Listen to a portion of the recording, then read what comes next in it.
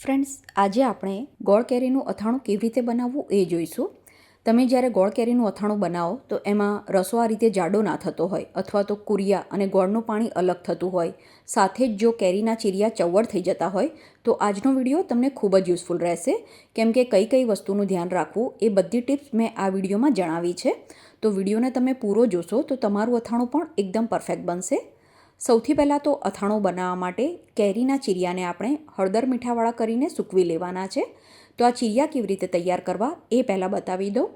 તો અહીંયા મેં કડક રાજાપુરી કેરી લીધી છે. તમારા ત્યાં રાજાપુરી કે દેશી જે પણ કેરી મળતી હોય એ તમે લઈ શકો છો. કેરીને પહેલાં તો પાણીથી સરસ રીતે ધોઈ લેવાની અને પછી છોલીને એના આ સાઇઝના ટુકડા કરી લેવાના છે.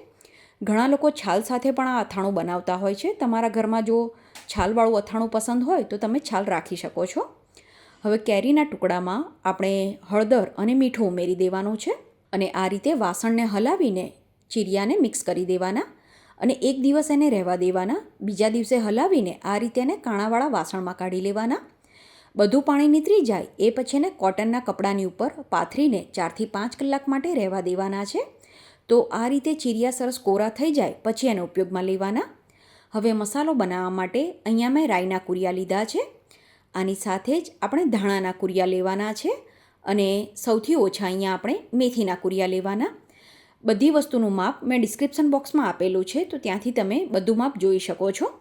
કુરિયાને ઉપયોગમાં લેતા પહેલાં આપણે સાફ કરી લેવાના.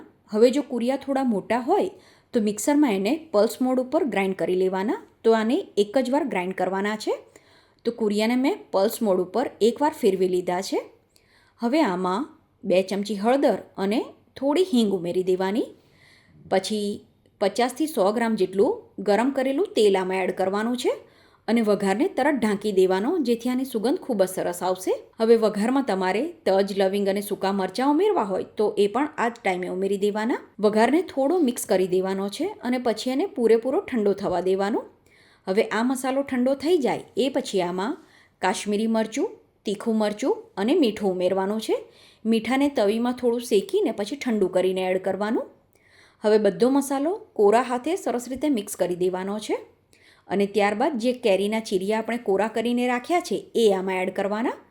પછી એને મોટા વાસણમાં લઈ લેવાનું છે અને ચીરિયાને મસાલાની સાથે મિક્સ કરી દેવાના. હવે આમાં ગોળનો ભૂકો ઉમેરવાનો. તો અહીંયા મેં કોલ્હાપુરી ગોળ લીધો છે. સાથે જ થોડી ખાંડ ઉમેરવાની. ખાંડ ઉમેરવાથી અથાણાનો સ્વાદ અને કલર બંને ખૂબ જ સરસ આવે છે. તો તમે થોડી ખાંડ જરૂરથી એડ કરજો. હવે અથાણાને ઢાંકી દેવાનું અને રોજ સવારે એને એકવાર હલાવી લેવાનું, જેથી ગોળનો ભૂકો આમાં સરસ રીતે મિક્સ થતો જશે અને આનો રસો પણ સરસ રીતે બનતો જશે.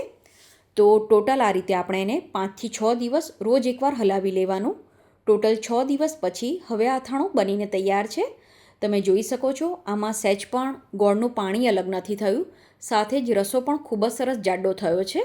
તમારે જો આનાથી પાતળો રસો જોઈતો હોય તો મેં જે ધાણાના કુરિયા લીધા છે એની ક્વોન્ટિટી તમે હજુ થોડી ઓછી કરી શકો છો. તો તમે પણ આ રીતે ગોળ કેરીનું અથાણું એકવાર જરૂર ટ્રાય કરજો. અને તમને જો વિડીયો પસંદ આવ્યો હોય તો વિડીયોને એક લાઇક જરૂરથી કરજો. પછી અથાણાને સાફ કરેલી કાચની બરણીમાં ભરી લેવાનું અને તમે જો આને બહાર રાખતા હોય તો ભેજ ના લાગે એવી જગ્યાએ રાખવાનું. અને તમારે જો અથાણાનો કલર આવો ને આવો જોઈતો હોય તો અથાણાને ફ્રીઝમાં રાખવાનું અને જરૂર હોય એટલું અથાણું નાની બરણીમાં બહાર કે પછી ફ્રીઝના દરવાજામાં રાખવાનું.